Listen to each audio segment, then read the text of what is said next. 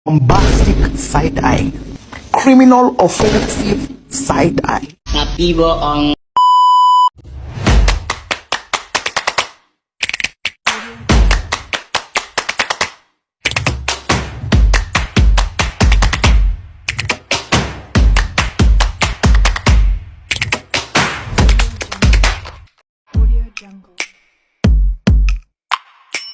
Assalamualaikum warahmatullahi wabarakatuh. Kami dari Universitas Mega Rizky Makassar, Fakultas Farmasi, Prodi S1 Farmasi. Kami dari kelompok 4 ingin memaparkan materi yang telah kami susun bersama, yaitu regulasi kosmetik dan ingredients.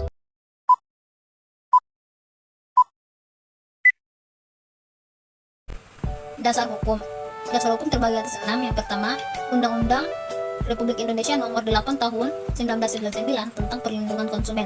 Kedua, Undang-Undang Republik Indonesia Nomor 36 Tahun 2009 tentang Kesehatan.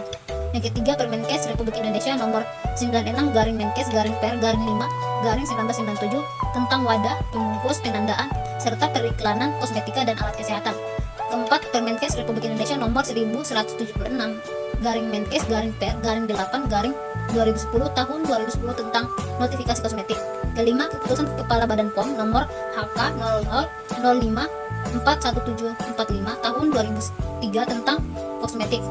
Keenam, Keputusan Deputi Bidang Pengawasan Obat Tradisional, Kosmetik dan Produk Komplemen Nomor PO 0104424082 tahun 2003 tentang pedoman tata cara pendaftaran dan penilaian kosmetik. Adapun pengertian etik dan regulasi kosmetik. Etik dan regulasi kosmetik adalah peraturan atau batasan hukum terhadap sediaan kosmetik yang beredar di pasaran oleh pemerintah, antara lain batasan tentang bahan baku dan bahan tambahan, proses produksi, packing atau pengemasan hingga ke tangan konsumen. Baik, selanjutnya Peraturan Menteri Kesehatan Nomor 1175/Menkes/Per/8/2010 tentang izin produksi kosmetika. Yang selanjutnya, ketentuan umum. Yang pertama, kosmetika. Kosmetika adalah bahan atau sediaan yang dimaksudkan untuk digunakan pada bagian luar tubuh manusia, seperti epidermis, rambut, kuku, bibir, dan organ genital bagian luar, atau gigi dan membran mukosa mulut, terutama untuk membersihkan, mewangikan, mengubah penampilan, dan memperbaiki bau badan, serta melindungi atau memelihara tubuh pada kondisi baik. Selanjutnya, izin produksi. Yang dimaksud adalah izin yang harus dimiliki oleh pabrik kosmetika untuk melakukan kegiatan pembuatan kosmetik. Menurut Peraturan Menteri Kesehatan Nomor 1175 Tahun 2010 tentang izin produksi kosmetik, pada pasal 6 ayat 1, izin produksi kosmetik diberikan sesuai dengan bentuk dan jenis sediaan yang akan dibuat. Pasal 2, izin produksi sebagaimana yang dimaksud digolongkan menjadi dua. Yang pertama, golongan A, izin produksi kosmetik yang dapat membuat semua bentuk atau jenis sediaan kosmetik.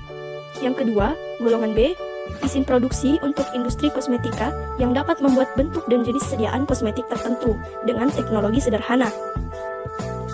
Selanjutnya, ada industri kosmetika. Industri kosmetik adalah industri yang memproduksi kosmetik yang telah memiliki izin usaha industri atau tanda daftar industri sesuai ketentuan peraturan perundang-undangan. Pada pasal 4 ayat 1, industri kosmetik yang akan membuat kosmetik harus memiliki izin produksi yang diberikan oleh Direktur Jenderal. Izin produksi berlaku selama 5 tahun, dapat diperpanjang selama memenuhi ketentuan yang berlaku. Selanjutnya, cara pembuatan kosmetik yang baik atau CPKB. Seluruh aspek kegiatan pembuatan kosmetik yang bertujuan untuk menjamin agar produk yang dihasilkan senantiasa memenuhi persyaratan mutu yang ditetapkan sesuai dengan tujuan penggunaannya. Pada pasal 7 ayat 1, industri kosmetik dalam membuat kosmetika wajib menerapkan CPKB. Baik, selanjutnya itu ada bahan kosmetik, di mana bahan kosmetik ini dibagi menjadi 3 bagian, yaitu bahan dasar, di mana bahan ini digunakan sebagai basis untuk bahan lainnya, sehingga minyak menempati volume yang lebih banyak dari bahan lainnya. Adapun contoh bahannya ada alkohol, vaselin, minyak, dan talkum. Selanjutnya itu ada bahan aktif, di mana bahan ini terkandung dalam produk kosmetik yang secara aktif berfungsi mengatasi masalah kulit, baik dalam sediaan padat maupun semi padat. Yang selanjutnya itu bahan stabil, di mana bahan ini digunakan untuk menstabilkan kosmetik, sehingga kosmetik dapat lebih stabil baik dalam bau dan bentuk fisiknya. di mana salah satu contohnya itu zat yang stabil dapat digunakan, yaitu pengawet, di mana pengawet ini digunakan untuk mengawetkan sediaan kosmetik, sehingga kosmetik dapat digunakan lebih lama. Dan pengawet juga dapat bersifat anti kuman, sehingga dapat menangkal terjadinya bau tenik, sehingga kosmetik dapat lebih stabil. Adapun contoh bahannya yaitu asam benzoat. Saya akan melanjutkan materi selanjutnya, yaitu bahan dasar kosmetik, di mana terdiri dari 3 bahan. Yang pertama ada astringen atau pengencang, yaitu bahan untuk mengawetkan dan menciutkan jaringan kulit seperti asam lemak rendah alkohol. Yang kedua ada absorben atau penyerap, yaitu bahan untuk menyerap cairan, contohnya kalsium karbonat yang ada dalam bedak yang dapat menyerap keringat. Dan yang ketiga ada desinfektan, yaitu bahan untuk melindungi kulit dari mikroorganisme seperti etil alkohol, propil alkohol, dan asam borat fenol. Selanjutnya yaitu fungsi bahan dasar kosmetik. Yang pertama ada bahan dasar lemak, di mana lemak berfungsi sebagai pelindung, pembasah, pelarut, dan penyerap. Yang kedua ada bahan dasar air, di mana air berfungsi sebagai penyerap dan pembersih. Baik, saya akan melanjutkan materi selanjutnya, yaitu bahan dasar alkohol, di mana fungsi dari alkohol yang pertama untuk meningkatkan permeabilitas kulit pada air atau daya serap kulit pada air, dan yang kedua meningkatkan daya pembasah air, yang ketiga meningkatkan daya pembersih terhadap kotoran yang berlemak, dan yang keempat bersifat sebagai astringen, yaitu mengangkat sisa kotoran dan kosmetik yang digunakan pada kulit. Yang kelima bersifat sebagai disinfektan, yaitu membebaskan mikroorganisme yang ada pada kulit. Dan adapun materi selanjutnya, bahan dilarang dalam kosmetika. Nah, yang pertama ada merkuri. Merkuri ini yaitu logam berat berbahaya yang bersifat racun.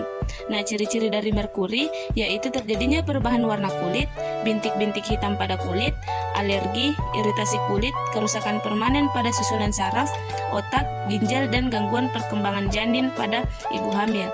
Bahkan paparan jangka pendek dalam dosis tinggi menyebabkan diare, muntah-muntah, dan kerusakan ginjal, dan dapat menyebabkan kanker kulit atau dari zat karsinogeniknya. Yang kedua yaitu hidrokinon. Hidrokinon adalah senyawa organik aromatik yang merupakan jenis fenol turunan dari benzena dan memiliki rumus kimia C6H4OH2. Hidrokinon yang pertama yaitu zat reduktor mudah larut dalam air. Yang kedua yaitu menghambat pembentukan melanin atau pencerah kulit. Yang ketiga yaitu pemakaian jangka panjang dan dosis tinggi atau hiperpigmentasi atau kulit berwarna kehitaman atau ochloronosis setelah penggunaan selama 6 bulan dan kemungkinan tidak dapat pulih kembali atau irreversible. Yang keempat yaitu pemakaian jangka menengah atau kehilangan pigmen sehingga kulit menjadi pucat secara tidak beraturan atau vitiligo, leukodermin. Yang kelima yaitu krim yang mengandung hidrokinon akan terakumulasi dalam kulit atau mutasi dan kerusakan DNA, pemakaian jangka panjang atau bersifat karsinogenik. Hidrokinon apakah aman untuk wajah? Batas aman penggunaan hidrokinon yaitu digunakan untuk mengatasi bercak gelap, menyerap markan bintik hitam, dan mencerahkan kulit. Sebenarnya kandungan yang biasa ditemukan dalam krim wajah ini cukup aman digunakan, dengan catatan digunakan di bawah pengawasan dokter kulit dan tidak melebihi dosis aman. Asam retinoat, retinol atau retinoic acid itu ada 2. Yang pertama menyebabkan kulit kering, rasa terbakar, dan teragonik. Kemudian yang kedua disalahgunakan pada sediaan peeling dengan mekanisme kerja pengelukasan kulit.